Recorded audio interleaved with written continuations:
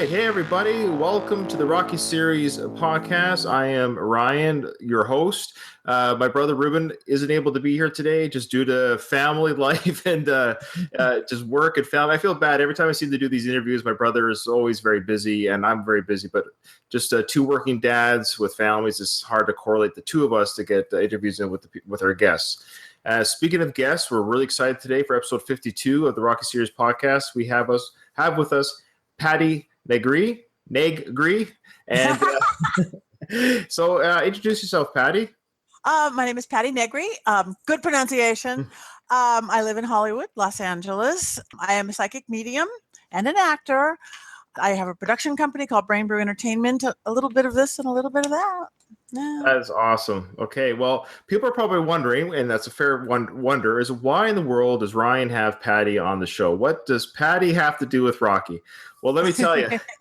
So I'll just give a little background for you, Patti. So I've been, my brother and I have been doing this Rocky podcast, and we obviously were fans of the show, and we've been trying to get people who have been in the movies, and as you can imagine, it was hard to find anyone alive in I know. from Rocky 1 and 2. There was very little people alive, and of course we just had poor Mr. Appleton pass away, who directed the first Rocky and the fifth Rocky. But people, I mean, even Mr. Stallone himself is 70 years old, so we're all getting a little bit long in the tooth as we come along. And I figured, well, when I got to Rocky 3, I said there's got to be people around in Rocky 3. And so I was going through IMDb and just Googling names, and some names are very common, so it's hard to find. Is this the same, like, Jerry Jones? That it wasn't. Yeah. So your name is unique enough that I saw you in IMDb, and I saw that you're one of the dancers. I think you're credited as a dancer or singer or something like that. Singer. And I was like, you know what? I bet you I know exactly where this singer was singing, and that was with Frank Stallone during the failed training montage of Rocky before he lost to Clubber Lang, and when Rocky was all like training in that hotel. So I'm just going to cut right to the chase. Patti, I want to hear about your experience on getting hired for that role, standing next to Frank Stallone, seeing Sylvester behind the camera, being at that hotel. Anything you can give me as a fan, I would just love to hear. I will give it all to you. And it was really one of the highlight moments of my life, I must say. This was a long time ago, 1982. So I was pretty darn young, but I was a grown-up. I wasn't 12. But I had been hired. I was kind of somewhat new to the Hollywood scene. And I had been hired as a Rocky girl, which they had all these cute young girls running around in little shorts and T-shirts. We weren't the ring girls because those were in bikinis, but we were in the cute little shirts and shorts. We were in that big scene, and I thought it was pretty cool that I got that job. It was like a union extra job, I think, but that was cool. So all of a sudden, Sylvester Stallone, who was really nice, he goes, "We need the song with my brother. We need backup singers." And he goes, "Who here sings?" And again, there's like 200 of us. And the one thing I really don't do is sing, but I'm one to say yes to everything. And I'm like, I do.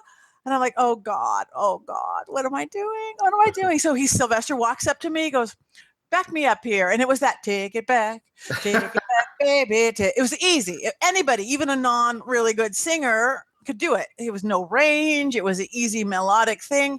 And he goes, "You got it. Okay." And then every other girl in the place raised their hand. They could do it. But he stood up for me. And he really did stand up for me, because there's a thing in the Actors Union. It's called Taft-Hartley. You're in the Screen Actors Guild. It's hard to get in the Screen Actors Guild. It's one of those catch-22s that some people takes their whole career to get through.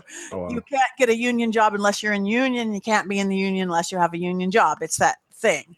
All of a sudden, one of the producers came up to Sylvester. They go, some of these other girls who raised their hand are already in the Screen Actors Guild union. I think this was a Screen Extras Guild or something. They go, "You have to use one of them, because otherwise it's going to cost us however many hundreds of dollars. No big deal." But Sylvester Stallone said no. He said no. She raised her hand first. She's got everything she needs. She can do it. She looks the part. She can sing the part. I'm sticking with her. So he really, really stood up with me. So then we went off, and I met his brother, and we rehearsed like for hours while everything else was going on. We were rehearsing the song, "Take It Back." Again, very easy. We were standing there going like this. What backup singer girls do. And again, I was just loving every second of it. And then, so we shot it and it went really great. I remember celebrating with champagne after I got my SAG card, Sylvester Stallone SAG card. It really, ask any actor. It's a huge deal. Oh, yeah, well, I can imagine. So Um, who signed it? He signed it? well, I don't know if he signed it, but he Oh, okayed it. It's a okay. big deal. He okayed it. So I remember celebrating with champagne. And then I remember when the movie came out, though, it was pretty funny because I was waiting for my big number. I might be on the album. I'm not even sure. And instead of doing our Take It Back, Baby, they played Eye of the Tiger or something else over it. I don't remember the song. It was Pushing. It was Okay. called Pushing. Okay, see, you know these things. I much better than I. So they played that song and they turned ours into a montage. So instead of my 3-minute song, there's my moments. I cannot believe you actually found it. It's like I hadn't seen that in years. Yeah, It's so like, wait, there I am. But yeah, again, that was a momentous occasion in my life and really set me on my whole path of this crazy town. that is And awesome. the coolest thing about it is I get checks at least once a month from that movie. Really? Most residuals ever. Wow. Ever. Because I've done all sorts of different movies. You could look at my IMDb, but no, I think Rocky movies are played more than any other movie in the world. That's fantastic. And they line it out. Free TV, pay TV, video TV, this TV, that TV, and you get different amounts for each one. And it's kind of opposite what you think. Like pay TV, you don't get money for. Free TV, you get bigger money for. I mean, the monies are all different. I've done so many different things. And once a year, you get a residual. Twice a year. This at least once a month, sometimes twice a month. There's a Rocky marathon somewhere. Yeah, it shows on AMC a lot. I know that, the Rocky marathons. That is so cool. So how many days were you on set there? That was one big day. I think I had 2 other days in the crowd of the Rocky girl before that in the thing. So I think that was a pretty long day. That one day for that, and I think 3 days in total is what I did that whole film. Wow, that is, man. I have to say, I'm so jealous. You got to just have a conversation with Stallone. He was really awesome. I must say, he was dedicated. He he started it. He directed it. I think he directed that one. Yeah, because he was telling everybody what to do. But in between, he was conscientious. He was kind. He was respectful. He was all of that. And then he'd tell me what to do. He'd tell other people what to do. He'd hit the floor and do a bunch of push-ups so he could bulk himself up. And then he'd get up and he'd do the scene. And then he'd go through it all again. We're shot over here because you have to tell the camera over here and camera over there, reset, up, do all that stuff that usually takes one person's full time. And then he'd pump it up, hit the floor, do push-ups, and then act the scene. I was pretty impressed. And now, how handsome was he at the age of 35 back then? He was handsome. He was really handsome. He was. Yeah. I mean, he was Rocky at that point. Everybody knew who he was. He was a perfect body. He was I ask because you're a young female. Then this is like a huge star. I don't know. I don't know how you like. I would have been pawing it. I still would paw it. I'm 7 years old. I've got this man crush on him. I have to admit, I've been a fan my whole life, and it's just funny now to think about that. How old he is compared to how old I am now. So like in that movie, he's 6 years younger than I am now in that movie. It's weird to think now. Wow. Yeah. So I hope to age as well as he has, but boy, as well as you have too, by the way. You must have been 3 years old in that movie. Right. 3 years old. Not even close. No, if we look at IMDb, there's no secrets. They won't even take your age off. There's a lawsuit going on that. It's funny. What's that? Because the one thing that, I don't have an age issue, but the one thing that most actors do, because Hollywood doesn't like you after 20, 30, 40, 50, 60, and right there, it has your name, it has your age. It's like, I tried to take it off once or like make me the age of Barbie or something ridiculous. They won't do it. And this past year, actually, there's a bunch of stars who are trying to sue IMDb, and they're in a lawsuit, and they still won't do it. I just did it recently, again, just for the heck of it. I said, there's an age, I don't have a problem with my age, but does it have to be blasted right there? And I get this big thing, we will not take it off, blah, blah, blah. There is, lawsuits pending, and we're here for... Weird. Yeah, I actually don't know your age, and you don't have to say if you don't want to, but that is interesting. It's funny how we are with age, like I always say the alternative is quite worse. I don't know what people want. I know. And again, I'd rather be a youngish old person than an old young person. And I will tell you right now, I'm 60. Oh wow, fantastic, fantastic. Yeah. It's funny that now we're talking a little bit. Well, maybe we'll go back to Rocky here and there, but we are talking about we kind of hinted at it, death, death. The theme for your life now is in a way death. Am I wrong? No, well, it's one of the themes of my life. It's true because I've been talking to dead people since I was 3 years old. I didn't even think it was weird. I just knew the so-called imaginary friends little kids have weren't all imaginary. They were real spirits and entities that I could talk to and communicate and get real information with. I used to astral travel, tell my mother what color every room in the neighbor's house was and how ugly the wallpaper was in the bathroom, and talk to dead folks and Wow. things. I just didn't think it was weird. Okay, so I'm gonna pepper you with questions and Okay. comments because I'm a skeptic, but I'm a believer, if that makes sense. Because Oh, yeah. there's Me things too. there's things in my life that I can't explain. I love science. I'm all about what you can measure and what can be in the material world. But I also recognize that just because it hasn't been measured yet, or we haven't figured out how to measure something yet, doesn't mean it isn't real. If that makes sense. So I'm open to the idea that science is already starting to prove that there's alternate universes, that there truly could be an infinite number of alternate universes. So with those alternate universes, there's infinite possibilities. So we could just be in that universe right now where, yeah, the possibility of speaking to something outside of these walls of realities or what we consider reality is there. And I think, so I got so many questions. Actually, here's a question that I want to ask before I forget. It's kind of, would you say that to be, now, are you referred to as an empath at all? Sometimes empath means you feel things. Right. There's clairaudient, clairvoyant, clairsentient. I do kind of a little bit of everything, and I do feel. I am an empath. It's like, woo, I got a headache from that person over there. Okay. I don't hold on to it because I've learned over the years not to. Because then you walk around like, whoa. Well, the question I have is somebody in your field wagered to guess that you can't be a jerk? Is that wrong? I mean, you know what I mean by that? Like, no. I almost feel like the type of person that would tap into the other side, so to speak. I feel like people that are empathetic or people that are conscious of those feelings usually tend to be kind people. Or have you met unkind people in your field, I guess? No, as a rule, I think you're right because again, we do it from the heart. It's a calling. We have this gift, and it's a calling. We kind of can't help it. I try to do all these other things, and it always comes back here. Not saying you can't be a jerk. There is ones. Ego is a wild animal, and there's certain ones you get to a certain level of stuff, and all of a sudden they start believing all their press.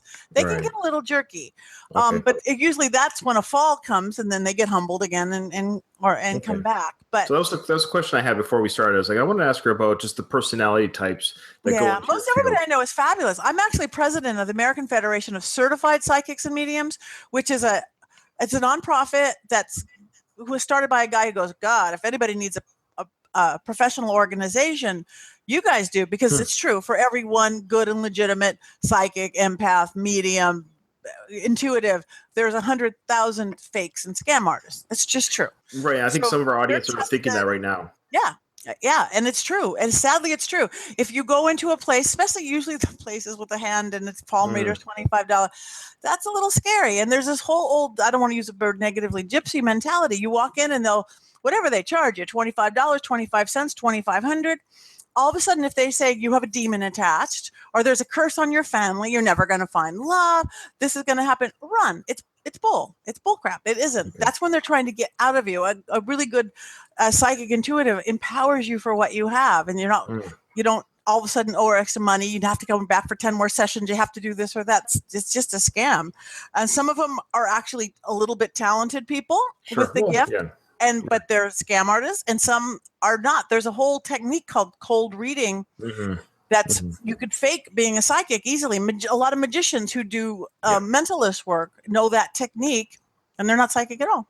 Yeah, I know exactly what you're talking about, and I listened to some skeptic like podcasts and stuff, and they're able to basically do that type of thing, show how cold readers can do that to get information out of you just by talking to you. And it's quite a skill, but they're being dishonest about what they're doing. They're dishonest, and they're not going to really. They're getting things out of that you aren't. When somebody who's legit, you get stuff that you really couldn't know. Like a really practical thing I got recently. This was part of a seance I was doing because that's one of my specialties, mediumship. This young guy had passed away. Sad story, leaving a young wife and a young kid, and they had his iPhone, and all the pictures and all the videos were in it, and they did not have the code. And that was about the time when the FBI was doing a big thing trying to get into somebody's, and iPhone would not give them the code.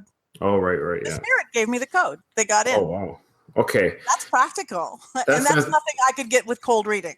No, of course not. I mean, the ability to just pick up random numbers happens to be someone's passcode that's incredible. Now, what's your first earliest memory of you're having something happen to you where you're communicating? Who or what was this that you're communicating with? And how did you know, like, oh, wait a minute, not everyone's doing this? Like I said, I really knew I was kind of a shy, kept to myself kid, and I had played in my room a lot with my toys and things.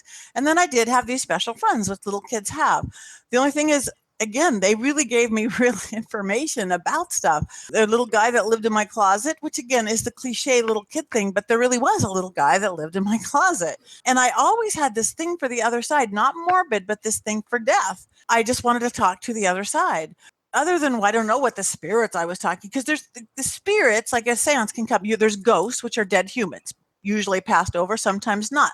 There's the residual haunting, which is just like Memorex. It repeats over and over again. It's like burned into the fabric of time. Yeah, and science is trying to explain that. Actually, science is trying to explain. They call it ghost echoes. Is that something? Yeah, it's like a ghost echo. And then there's the everything else category, which are things that were never human that can get into the angel category, the fairy category, the elemental category, extraterrestrial category.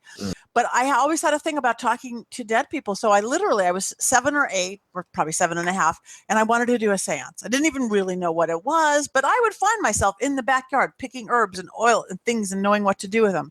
So I brought my best little girlfriend, Sherry Jones, into my little suburban house hallway that didn't have windows, just the one light on and off, closed all the doors, then realized, I don't know any dead people. Well, Marilyn Monroe and John Kennedy, they're dead. It was the late 60s. They're dead. So I think I came up with my first chant. And then lo and behold, my windowless, lightless hallway filled with big, bright lights, orbs running through. We being, 7 or 8, ran out screaming. But inside I was like, yes, this is real. And I've spent my whole life being a seeker, studying religion, philosophy, esoteric sciences, the occult sciences. I take everything down to energy. And if you take everything down to the level of energy, there's basic truths in all of them, whether you're a science-toting atheist or a born-again Christian, or you're a new age, whatever, or you're a witch pagan. The basic truths are the basic truths, and everything you take it down to energy. Right. No, I like it. I like it. And I like your style. I like the way you're explaining things. You're not a quack, as some people. Well, we are a little bit, I guess. We often hear about people who communicate with the dead and a place that's haunted. Often we refer to haunting as, haunting is often referred to as the cupboards opening. You also hear sometimes of malicious attacks on an individual, and usually it's in a place where there was something traumatic that happened. It could have been a murder. It could have been usually it's a murder, I guess. Why is it when a ghost or a spirit that's departed, why is it they stick around when something needs to be resolved, and then you figure out what it is that needs to be resolved, and then it gets resolved, so to speak, and they don't cause any more ruckus? Is that something you're familiar with or understand what I'm talking about? Yeah, and my dog too. Yeah, no worries. And the question I have then is, how are these spirits? I don't know, what are your thoughts on this? How are they able to understand enough to know that things aren't resolved and it's done for them, but they make peace with it? Why are they not able just to bypass the whole us doing something for them so they can quote unquote move on? Well, sometimes they do. And I've crossed over lots of spirits. Again, usually they are like, I have a lovely little spirit that lives in my house. She lived here before us. She bought the house in the 60s. She passed in 98. She likes to hang. She's not stuck here. Didn't have a hard life. She just likes the life force that she feels here. She knows I can see her. She communicates. She takes pictures out of frames. She plays my husband's drums that are 12 feet in the floor that you couldn't reach. Their name's Adrian. She's great.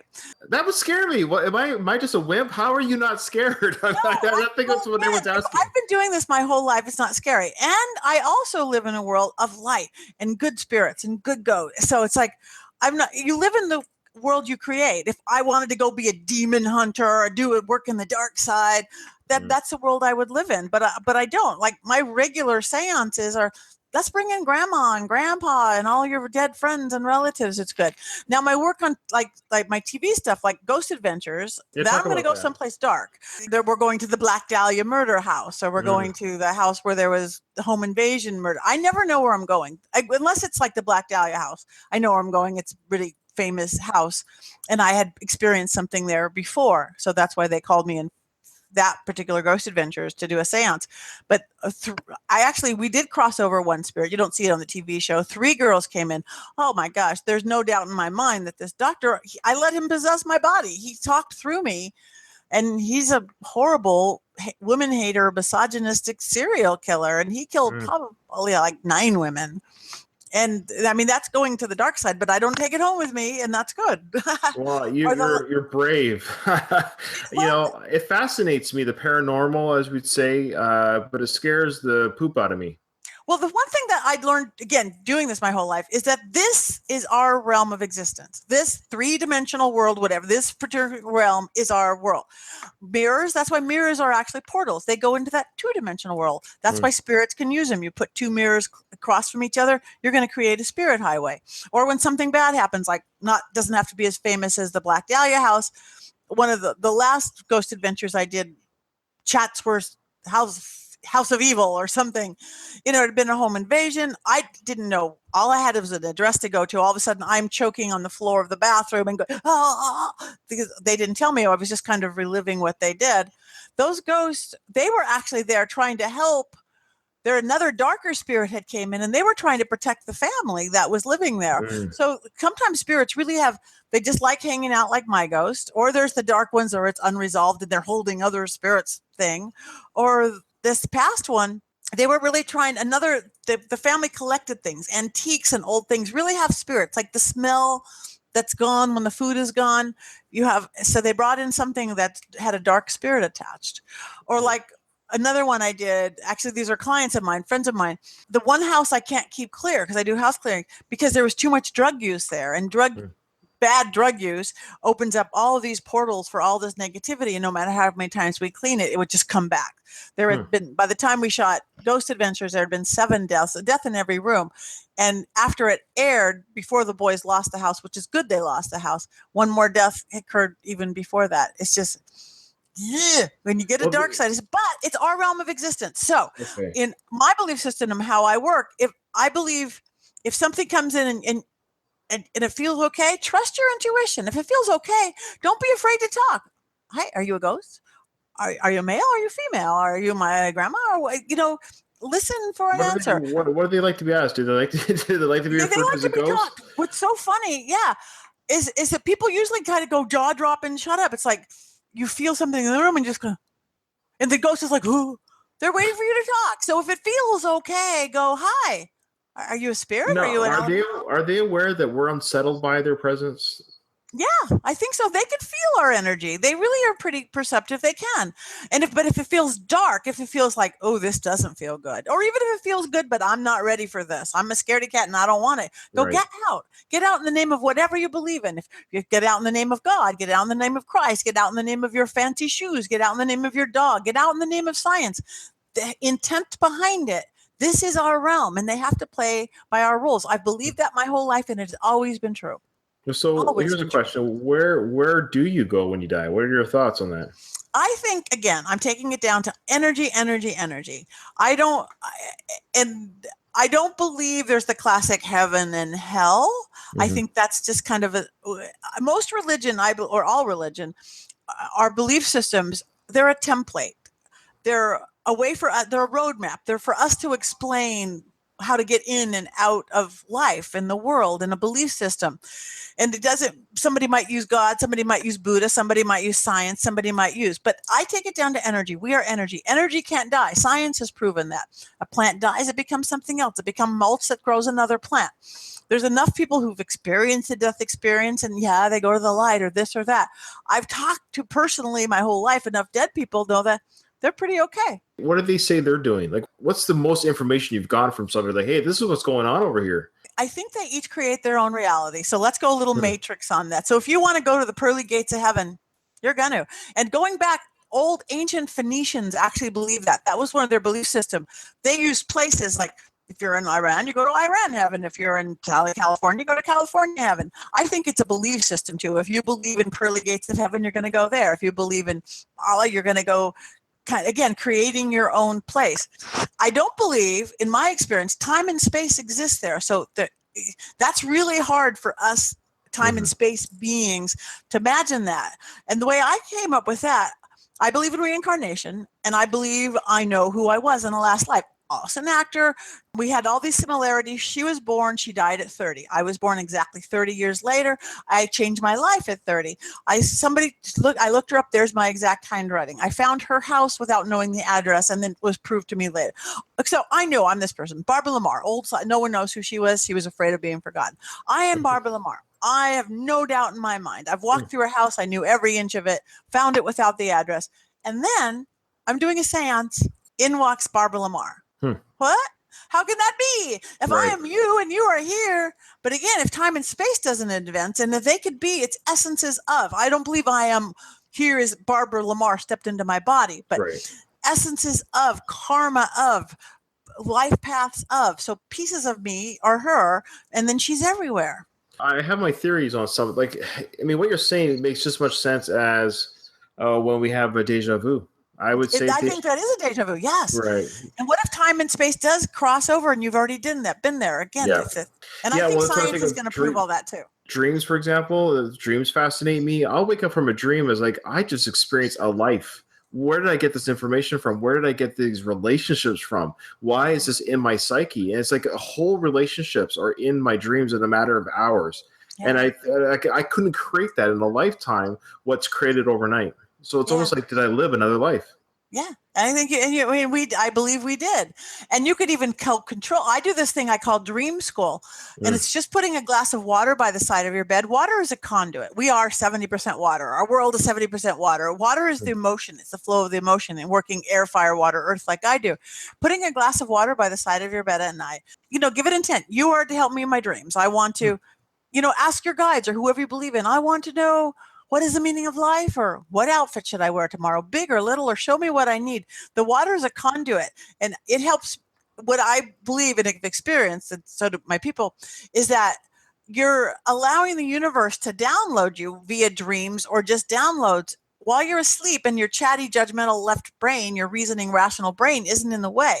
That's most of our problem, why we don't see through the veil, why many people, I believe everybody's got some form of psychicness in it, but that's your right brain. You can't judge your right brain with your left brain. You can't rationalize that intuitive thought you have.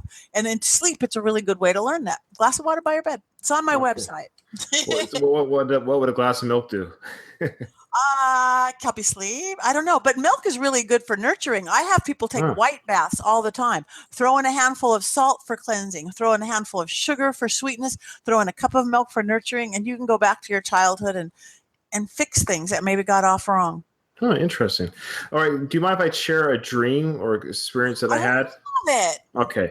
So when I was a kid, I would have, I guess what is referred to as night terrors, but I would be awake and I would see things. I was very prone to them as a child, but they seemed to deplete when I became older and I guess stronger with what's going on with around me. But when I was a kid, I was more open to seeing things. I would see things in my room all the time. There was one particular night that was just like, I would call it like the Hiroshima of nights for me. I was about 6 or 7 years old. I heard circus music, like the whatever that, like it sounded like fair music, right? It was dark in my room, and my bed was against the wall, and an L shape was my brother's crib attached to my bed, so like an L. So my bed, and then his crib attached to my bed. The circus music woke me up, and I was like, "Where's this coming from?" And I put my back up against the wall to look around the room to see where I could find where's this music coming from. My door opened, and in walked some sort of gray-like figure holding balloons. He came in with the balloons and he turned to look at me, and I was looking at him. I'm like, and I was like, am I supposed to be excited by these balloons and circus music? But I'm just like freaking out. So I'm screaming for my mom, like, Mom. And he lets go of the balloons, and the balloons float towards me.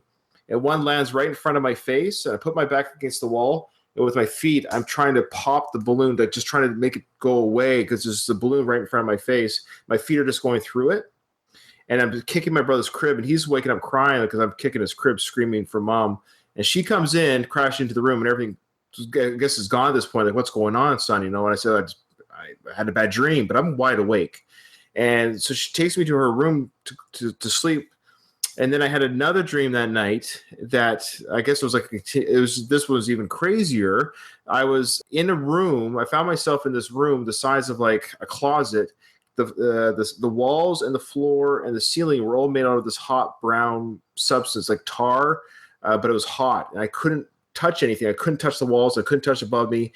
And then it closed in on me. And I knew that the material that was hot was closing in on me, and I couldn't get away, that eventually it was going to engulf me. And it did. And the pain was so severe that I snapped out of the pain, but I found myself with my back up against the ceiling, looking at myself sleeping next to my mom and my dad. And the pain went away. I was at peace, and I was only 7 years old. It wasn't until later in my life, you probably know what I'm getting at, that I realized what was probably going on. But at 7, I said, this is a weird dream. I'm looking at myself sleeping next to my parents. Maybe I should go back into my body. And so I went back in and said, well, how do I do that? I remember thinking, well, how do I do that? And I'm like, well, you just go in. And I kind of like, I remember the feeling of just kind of like, here we go. And it almost like a vacuum went into my body, and that was it. I didn't have those type of nightmares as strong as I did after that night. So a lot there. What do you make of all that? I think that children do have that. That's part of development, just the psychology of it. And I do think, how is your feeling about, I'd say there's some past life stuff coming in there. Mm. How is your feeling about circuses or carnivals when you go to one? Do you have any weird little... I don't need to go to one. Okay, so again, I would say that's again, when that time and space goes through, maybe some little weird memory, a little part of you like going, oh, been there, done that kind of a thing, and you were frightened by it, and it was like a recall, almost like a deja vu. It's really interesting what you said, how you knew to get back in your body. I used to do that too.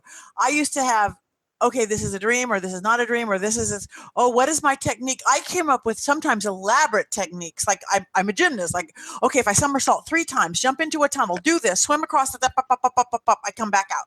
And then every time it would get a little more elaborate, but I would know how to do it. We do know how to step in and out through the veils kind of naturally, because again, no one has told us we couldn't yet.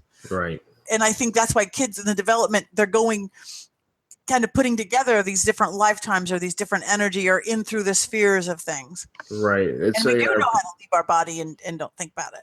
Interesting. Yeah. So I've always had dreams now they're almost, I look forward to them a lot now. So as an adult, they're actually not in a bad way. I love my life. I love my wife and children, but they're really kind of like almost like, the Star Trek of the holodeck, Yeah.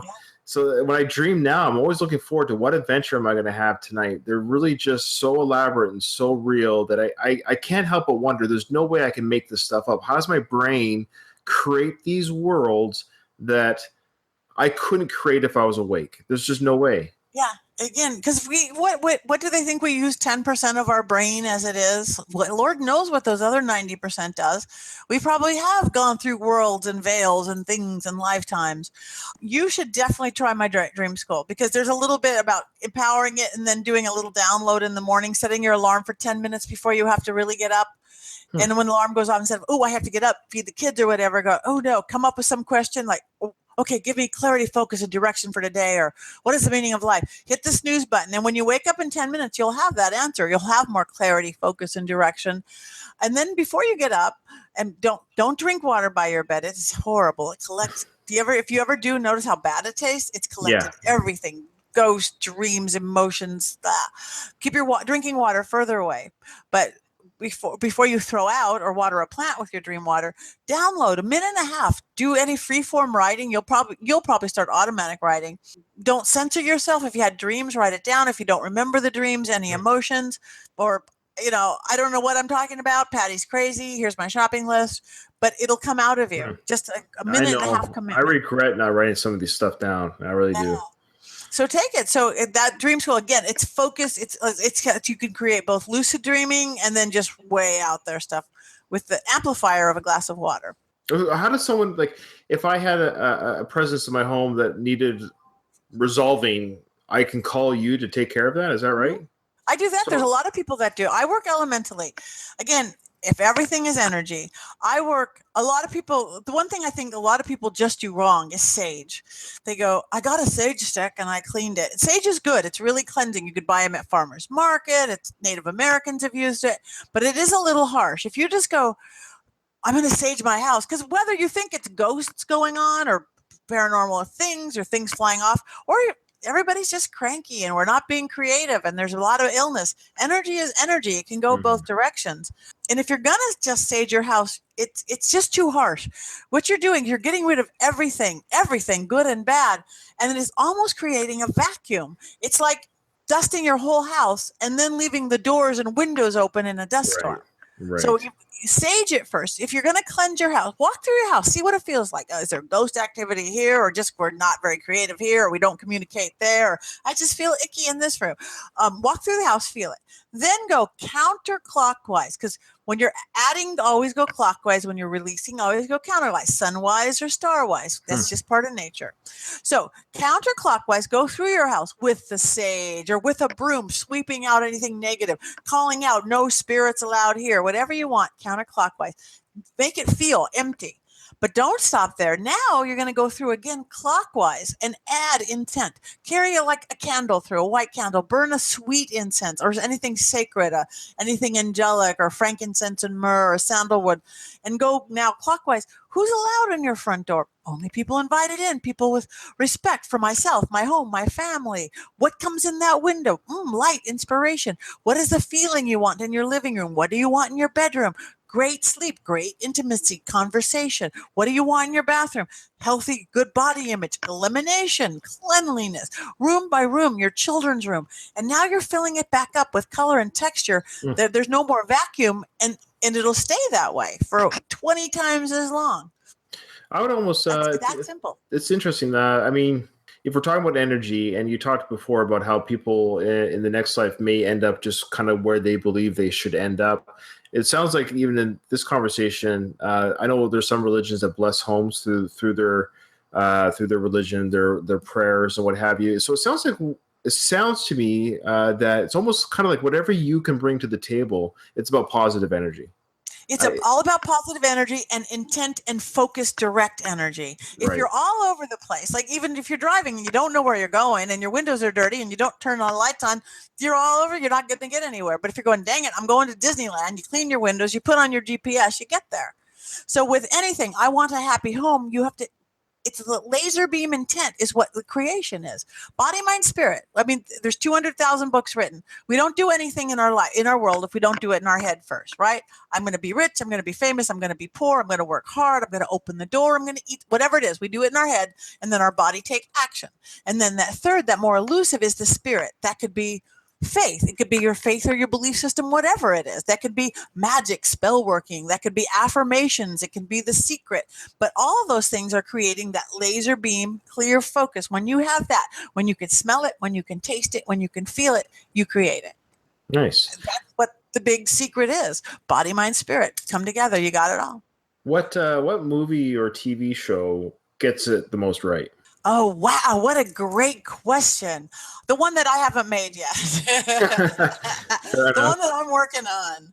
There's aspects that I think are great. And for every really bad one that gets it way wrong, and I get the sensationalism of going to the dark side with things, and that's more it's like for anything, though. I mean, there's doctor shows and embellish. There's fireman shows and embellish. So TV shows are designed to embellish the reality of the world. I was just wondering if there was a show that kind of gets it okay sometimes, the most right. Like there's shows like The Medium and Ghost Whisperer and Supernatural and I think actually all of those have aspects of it. And what I do actually like about them, even when they go kind of sensationalized, is that it's putting it into the reality of people, that there's accepting this other reality, because I believe it's going to get stronger and stronger.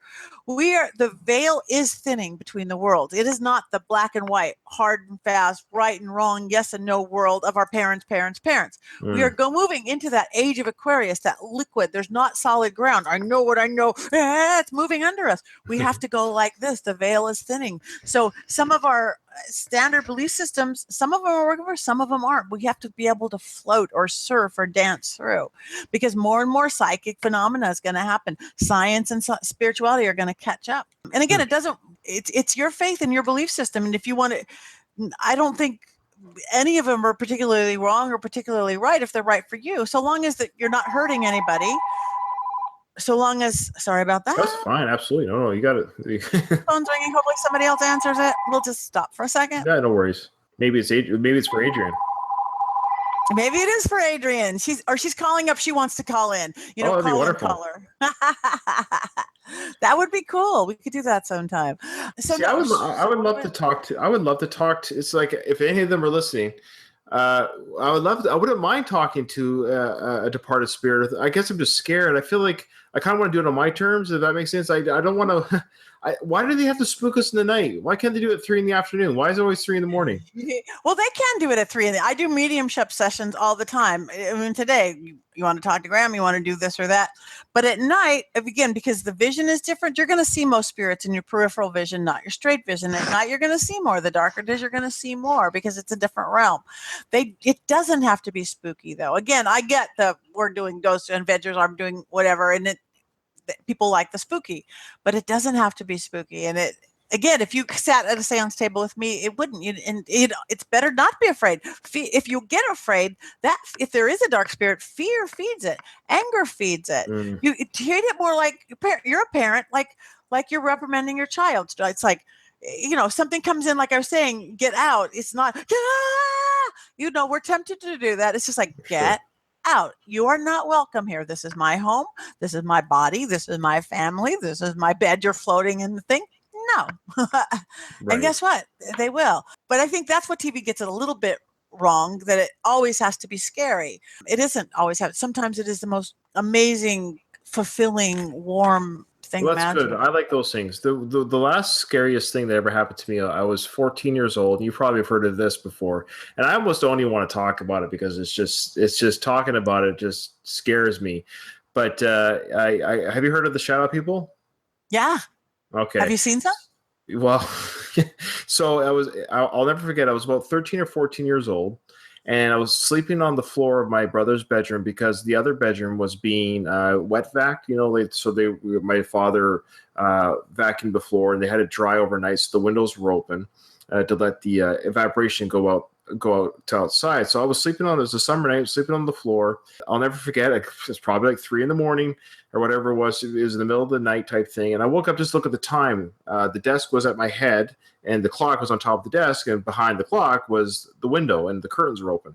And I went to go look at the time of the clock, and where I was 2 stories up, and in the window was a shadowy figure looking down at me, and I knew it was looking at me, and I saw it looking at me, and it had no face. It was hooded or cloaked or something, but it was more of a shadow. I couldn't tell if it was clothed or not, but it was just a shadowy figure.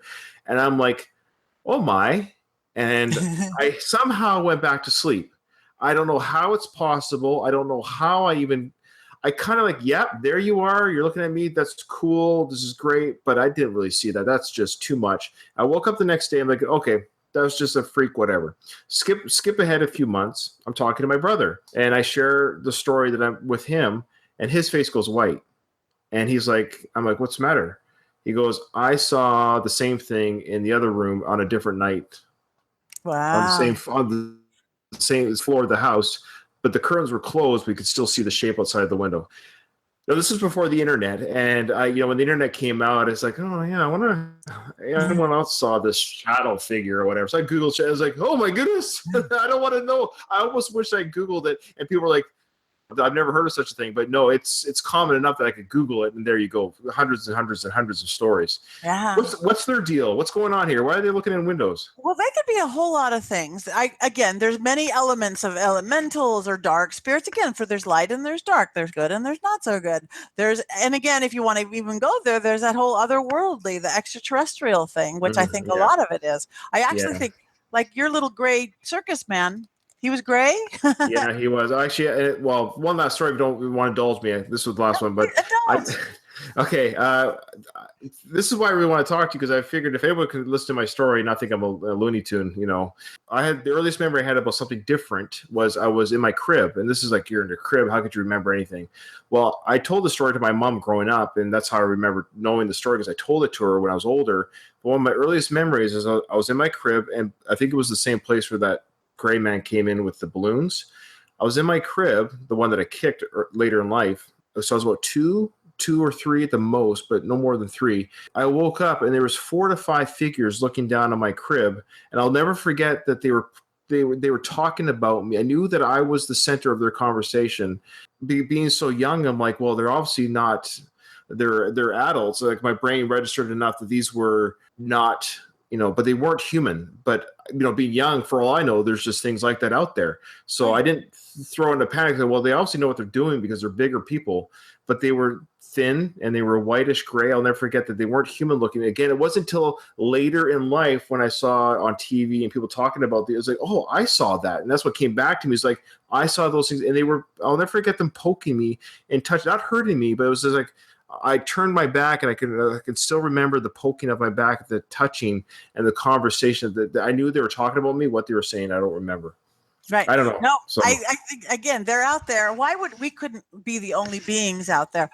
Again, different dimensions, different planets, different whatever it is. I remember that too. Some of my little friends that I talk about, again, there were spirits and there was ghosts. There was also little gray kind of people, and they were little like me, not quite as little as me. But again, it was years later, I go, oh, those must have been extraterrestrials. Who knew? So here's a question I have. Would you rather visit another planet or walk a different plane of existence? Both. I want to do both. Right. I actually do both. So, but no. And what's really I find is interesting, since we're going there to the extraterrestrial thing too. In my seances, you call in ghosts and spirits and elementals and angels and fairies.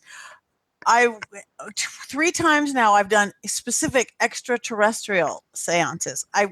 One of my mentors is actually an expert on Anunnaki world. He speaks 21 languages, most of them ancient, like Sumerian, getting into that whole ancient civilization stuff. And so he gave me exact words and sigils and symbols. Whole different experience. There in my backyard was this big old blobby alien. Wow. But it seems like it must be different levels, because a ghost and an alien won't come to the same seance, not at the same time. One or the other. It's funny. Maybe there's a feud. No. Yeah, And then I did another one, and I had a group, 8 of us mediums, 8 clairvoyants, 8 mediums, and it turned into a whole thing. We literally were creating like a machine, energetic machine, like 3 of us with this weird arm movement and this thing, and then somebody's making this noise, and so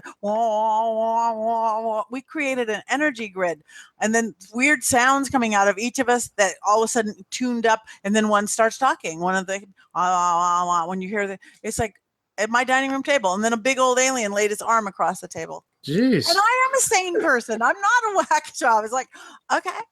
So what's the rule? What's the rule of filming this stuff when it happens? What's the rule? Because there's going to be people out there saying, "How come you don't set up a camera?"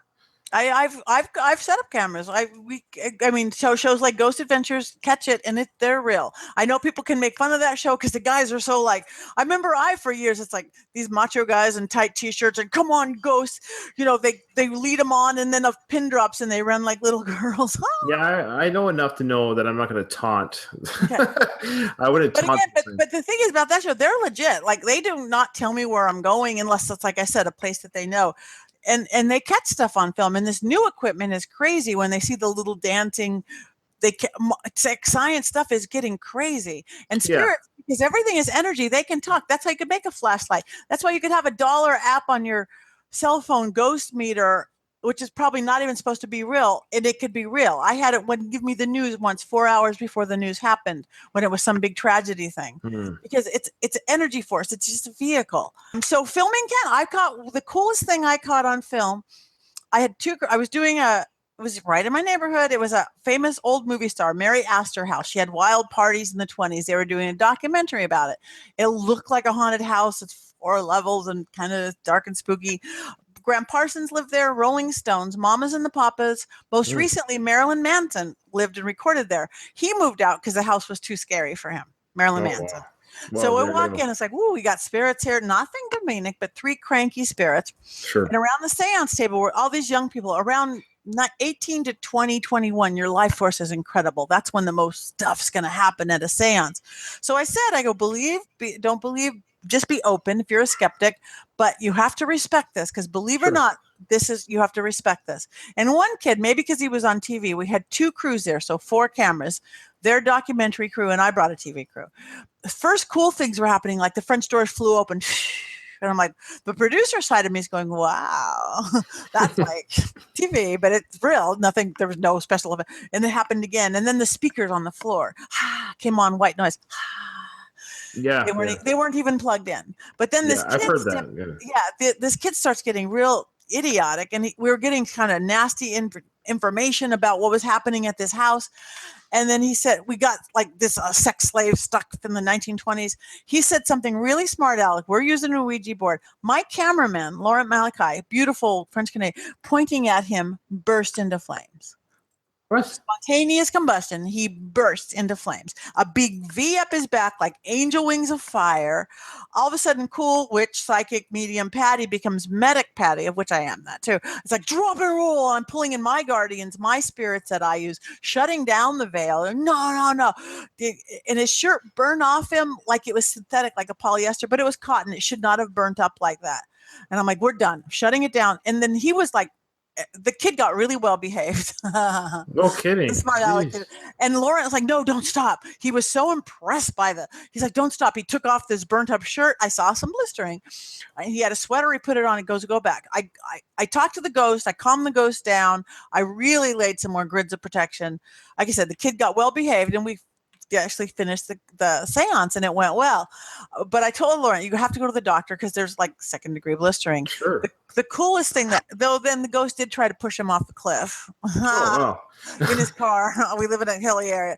But I saw him 3 weeks later. He goes, look at this. On the small of his back where it had burned, it looked like he had went and got a tattoo of a dragon. It has the open teeth and the little winged head into the shape of a serpent. I work dragon energy. It's awesome. That was the protection I called in. So it's like he's got a little tramp stamp of a dragon on his back. But he was so inspired by it. He actually went and wrote a film with Stephen Norrington, the guy from the Blade series and the League of Extraordinary Gentlemen, about a TV psychic who's doing another show. She's legit, but opens a veil. Then it becomes a typical horror film. Right. But it turned out to be a all really good thing. What film was that? It isn't out yet. Okay. It isn't out yet. It's not shot yet, but because he just filmed another film instead for that, so that's on slight hold. But it was pretty wild, and we caught it on film.